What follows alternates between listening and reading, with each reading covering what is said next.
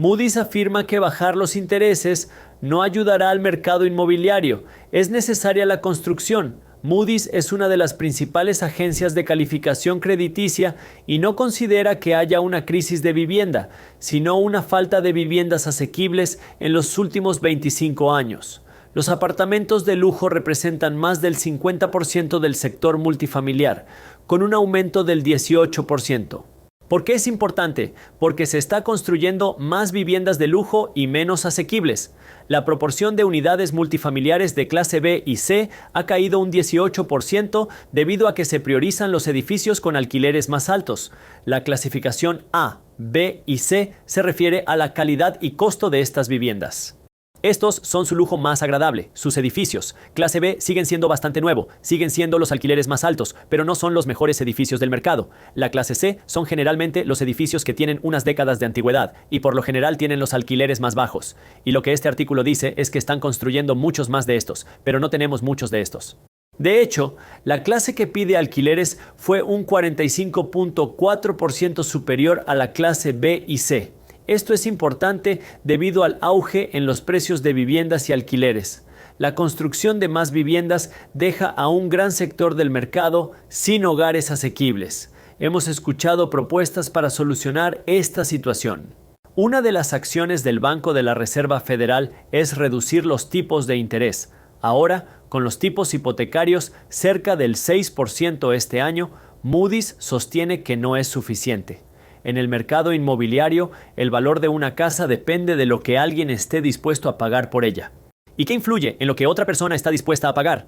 Nada menos que la oferta y la demanda. Cuando hay más oferta que demanda, cuando hay más vendedores que compradores, el precio de la vivienda baja. Cuando hay más compradores y vendedores, los precios suben. Y ahora, cuando se reducen los tipos de interés, esto puede influir en la demanda, porque unos tipos hipotecarios más bajos hacen que más gente sienta que puede permitirse la vivienda.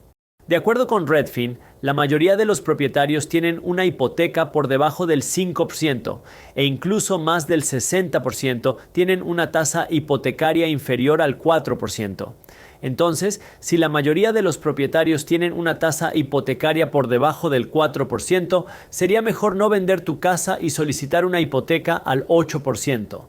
Pero a medida que bajan los tipos hipotecarios, la tarea parece menos desalentadora, porque pasar de una hipoteca del 3,5% al 6% da menos miedo que pasar de una hipoteca del 3,5% al 8%. Por supuesto, mucha gente quiere quedarse en el 3,5%, pero se puede empezar a ver cómo unos tipos hipotecarios más bajos pueden afectar a la oferta, porque si los tipos hipotecarios bajan, alguien con un tipo hipotecario más bajo podría estar un poco más tentado a estar dispuesto a vender su casa y mudarse a una nueva.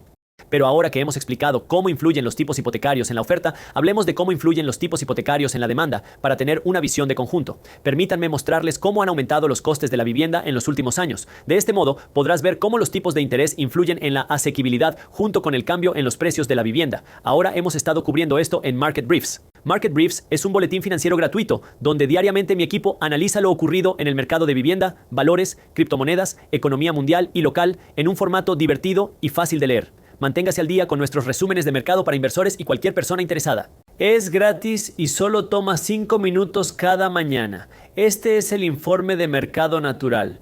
Hay un enlace abajo para unirte. En 2019, la renta mediana en Estados Unidos fue de $1,100. La vivienda se vendió a un precio medio de $258,000. El ingreso medio por hogar fue $68,700. Veamos cómo se comparan estas cifras con 2024. En 2024, el alquiler promedio en todo el país es de $1,750, con un aumento del 59%. La vivienda mediana en Estados Unidos es de $426,000, con un aumento del 65%. En 2020, los ingresos familiares llegaron a $80,610. Un crecimiento del 17%. Los ingresos no han seguido el ritmo del alquiler ni de la vivienda. Profundicemos un poco más y hablemos de los tipos de hipotecas. En 2019, la hipoteca promedio a tasa fija a 30 años era del 4% de interés. Si planeas obtener una hipoteca a tasa fija a 30 años en la casa promedio ese año, supongamos que no tienes pago inicial. Esto no es asesoramiento financiero. Como ejemplo, supongamos $0 de enganche y que financias el 100% de la casa. Si obtienes una hipoteca al 4% y pides prestados $258,000, el pago mensual sería de $1,232. Comparado con el 2024, una hipoteca promedio a 30 años con tasa fija era de alrededor del 8% anual. Entonces, si financiaras el 100% de esta casa, serían $426,000, lo que significa que tu pago mensual promedio sería de $3,126.